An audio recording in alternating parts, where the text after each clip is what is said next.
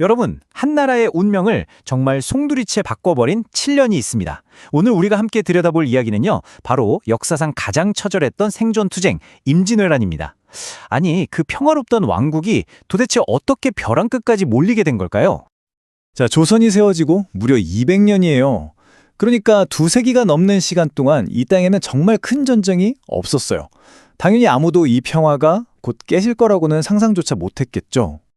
하지만 말이죠. 바로 저 바다 건너편에서 그 평화를 깨트릴 아주 거대한 야욕이 꿈틀대고 있었던 겁니다. 20만 명. 와, 이 숫자가 감이 오시나요? 정말 상상조차 하기 힘든 규모의 대군이 조선을 향해 오고 있었던 거죠. 그리고 마침내 1592년, 그 200년의 평화는 정말 말 그대로 산산조각이 나버립니다. 바로 역사의 흐름을 통째로 뒤바꿔 버릴 7년 전쟁의 막이 오른 순간이었죠.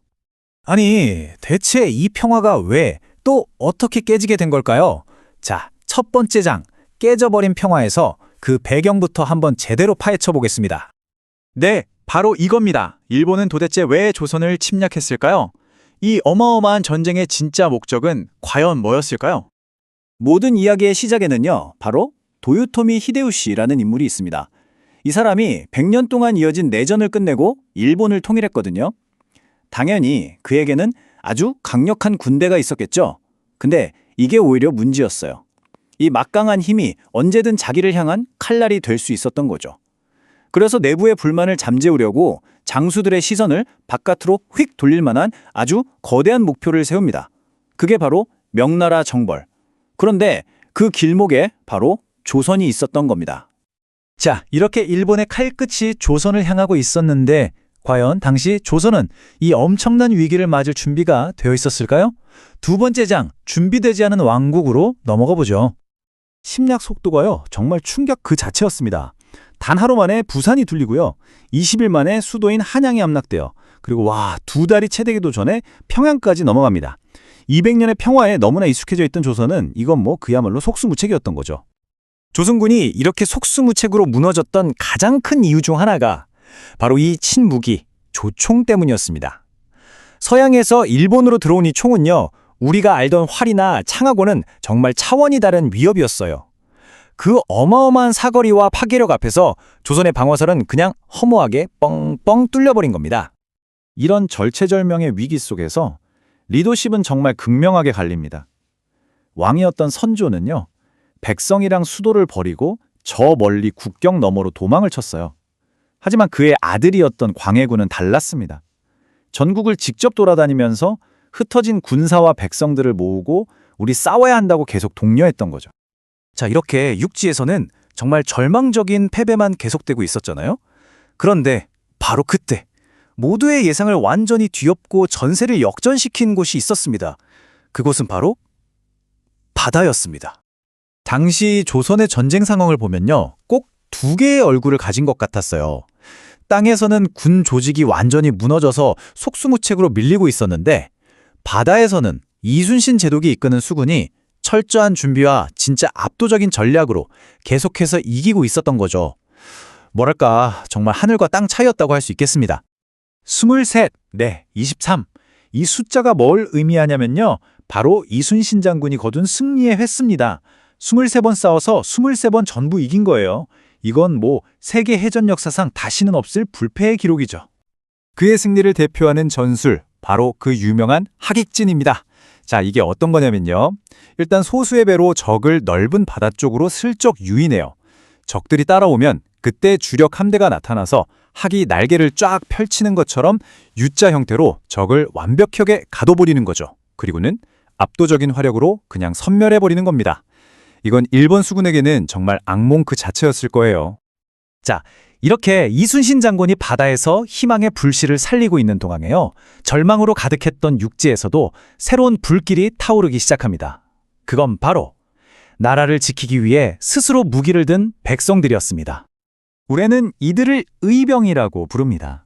물론 정식 군인은 아니었죠. 하지만 내 나라는 내가 지킨다, 이런 일념 하나로 뭉친 사람들이었어요. 대단한 건 양반부터 노비, 심지어는 스님들까지 신분을 가리지 않고 모두가 참여했다는 거예요. 이분들이 자기 동네 지형을 훤히 꿰고 있으니까 이걸 이용해서 게릴라 전술로 일본군의 보급로를 끊어버리고 정말 끊임없이 괴롭혔습니다. 의병장 중에서 아마 가장 유명한 분 중 한 명일 텐데요. 바로 홍위 장군 곽재우입니다. 왜 홍위 장군이냐면 항상 붉은 옷을 입고 다녔거든요. 이분이 정말 신출귀몰한 전술을 펼쳤는데 예를 들면 이런 식이에요. 자기랑 똑같은 옷을 입은 병사 몇 명을 여기저기에 세워두는 거죠. 그럼 멀리서 보면 마치 엄청난 대군이 있는 것처럼 보이잖아요. 이런 기발한 전략으로 일본군을 공포에 떨게 만들었습니다. 자, 조선의 대반격을 상징하는 세 개의 위대한 승리가 있습니다. 우리가 꼭 기억해야 할 전투들이죠. 바로 이순신의 한산도 대첩, 김시민의 진주 대첩, 그리고 권율의 행주 대첩입니다. 이 3대 대첩이야말로 불리했던 전세를 완전히 뒤집고 조선은 아직 죽지 않았다는 그 저력을 온 세상에 보여준 결정적인 전투들이었어요. 하지만 조선이 일본의 조총에 계속 당하고만 있었던 건 아닙니다. 오히려 자신들의 강점, 바로 과학기술을 총동원해서 반격에 나섰죠. 이게 재밌는 게 일본이 병사 한 명 한 명을 노리는 점의 무기에 강했다면요.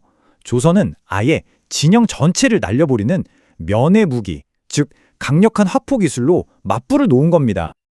그 대표적인 무기가 바로 비격진철뇌라는 건데요. 이게 뭐냐면 쉽게 말해 일종의 시한폭탄이에요. 심지에 불을 붙여서 쏘면 정해진 시간이 지난 뒤에 뻥 하고 터지면서 그 안에 있던 쇳조각들이 사방으로 튀는 거죠. 특히 행주대첩 같은 전투에서 이 무기가 일본군에게 정말 엄청난 공포와 피해를 줬다고 합니다. 결국 관군과 의병의 활약 덕분에 일본은 더 이상 앞으로 나아가지 못하고 전선은 교착 상태에 빠지게 됩니다. 이후 몇 년 동안 지루한 휴전 협상이 이어졌지만 결국 이게 결렬돼요. 그러자 일본이 전보다 훨씬 더 잔혹하게 다시 쳐들어오는데 이게 바로 정유재란의 시작입니다. 12척, 대 백서림 3척. 이게 바로 명량해전에서 이순신 장군이 마주해야 했던 현실이었습니다. 온갖 모함으로 모든 걸 잃고 돌아온 그에게 남은 건 정말 믿기지 않지만 딱 12척의 배뿐이었어요. 그리고 이 전력으로 10배가 넘는 일본의 대함대를 막아내야만 했던 겁니다. 그 유명한 말이 여기서 나오죠. 살고자 하면 죽을 것이요, 죽고자 하면 살 것이다. 절망에 빠진 병사들 앞에서 이순신 장군이 외친 이 한마디는요, 정말 불가능해 보였던 전투를 기적 같은 승리로 이끈 위대한 외침이었습니다. 마침내 도요토미 히데요시가 죽으면서 7년간의 그 길고 길었던 전쟁도 끝이 납니다. 자, 이 전쟁은 우리에게 아주 묵직한 질문 하나를 던집니다. 나라가 벼랑 끝에 섰을 때 과연 영웅은 어디에서 오는가? 임진왜란의 역사는 그 답이 어떤 한 명의 위대한 장군에게만 있는 게 아니라고 말해줍니다. 바로 바다를 지켰던 이름 모를 수군들, 내고장을 지키겠다고 일어섰던 의병들, 그리고 평범했지만 끝까지 싸웠던 우리 모두가 바로 그 영웅이었음을 보여주고 있는 거죠.